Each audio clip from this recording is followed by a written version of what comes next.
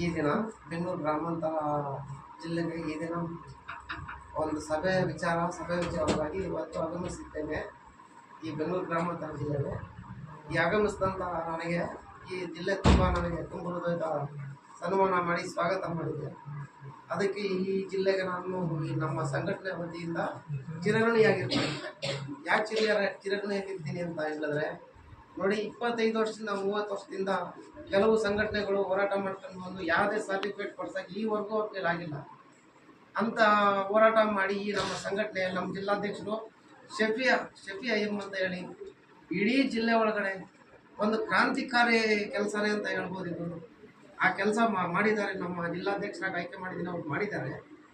ಅವ್ರ ಕಡೆಯಿಂದ ಇವತ್ತು ನನಗೆ ಈ ಸನ್ಮಾನ ದೊರೆತಿರೋದು ನನಗಲ್ಲ, ಈ ಸನ್ಮಾನ ಇಡೀ ರಾಜ್ಯದ ಜನತೆಗೆ ದೊರೆತಿದೆ ಅಂತ ಹೇಳಲು ಬಯಸಿ ನಮ್ಮ ಈ ಎರಡು ಮಾತನ್ನು ಮುಗಿಸ್ತಾರೆ.